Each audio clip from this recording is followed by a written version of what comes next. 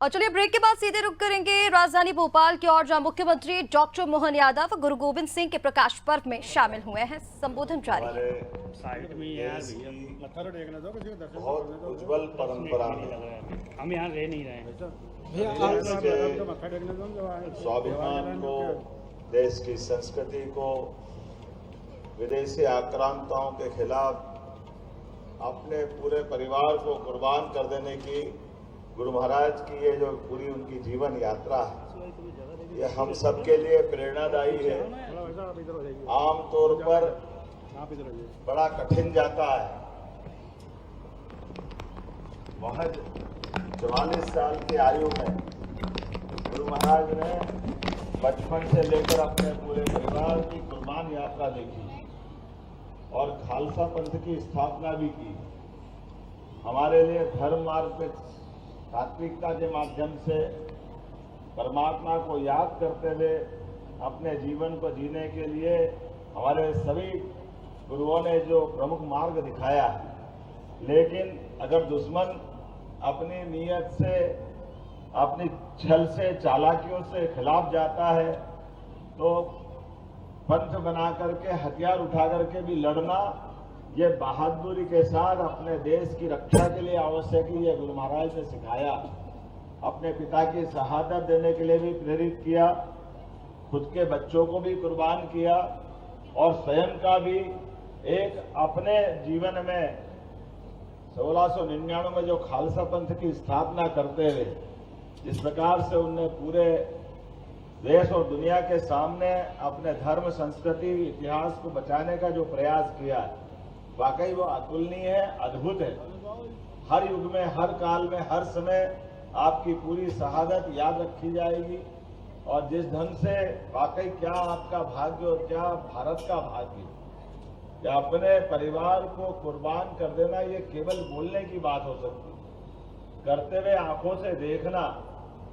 और बच्चे भी परिवार में इतने सुयोग्य हो, छोटे से छोटा बच्चा भी परिवार में चुने जाने के लिए अपने देश और धर्म के लिए गौरव महसूस करे, अपने धर्म को न बदलते हुए मूल धर्म की स्थापना करने के लिए महाराज ने जो बलिदान दिया, पूरा देश नतमस्तक है। और गुरु गोविंद सिंह जी ने तो अपने काल में उन सारी बातों के उत्तर ढूंढने का भी प्रयास किया जिनको उन्होंने अपने जीवन में खुद ने देखा था। हमारे गुरुओं पे होने वाले भविष्य के अत्याचार को बचाने के लिए अब उनके बाद के गुरुओं में पवित्र गुरु ग्रंथ साहब की स्थापना करते थे। सभी के शब्द इकट्ठे करके हमारे लिए सीधा सीधा एक जीवन में वैसे भी कहा जाए कि अक्षर परब्रह्म है, उसका अक्षर अर्थात कभी वो नष्ट नहीं हो सकता।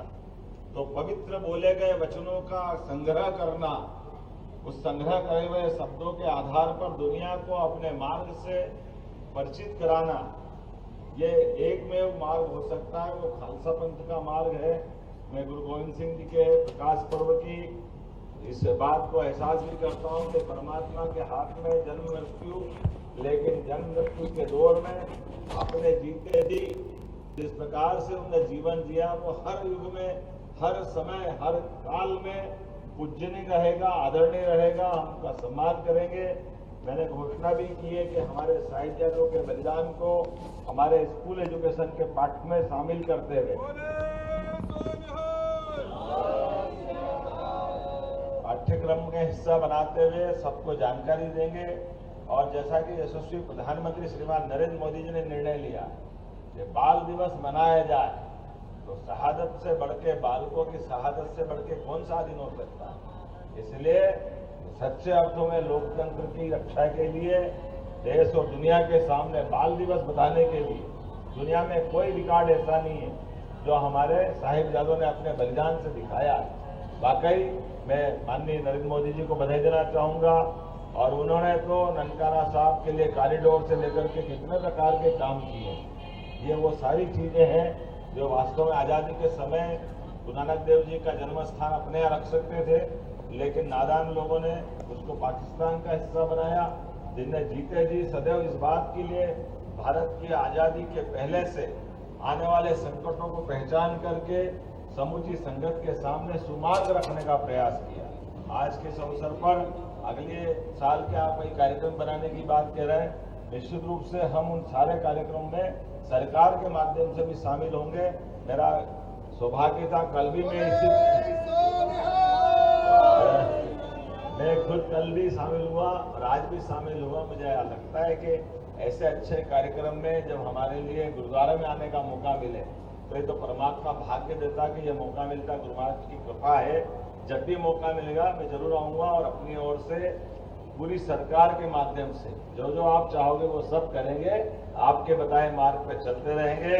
मेरी अपनी ओर से पुनः सबका वंदन, अभिनंदन। बोले सो निहाल।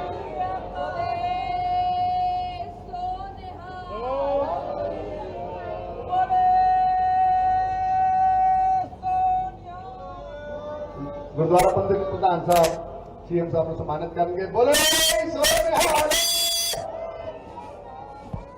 नेहा पक्का जी को भी सम्मानित करेंगे जी। बोले सोनिहाल।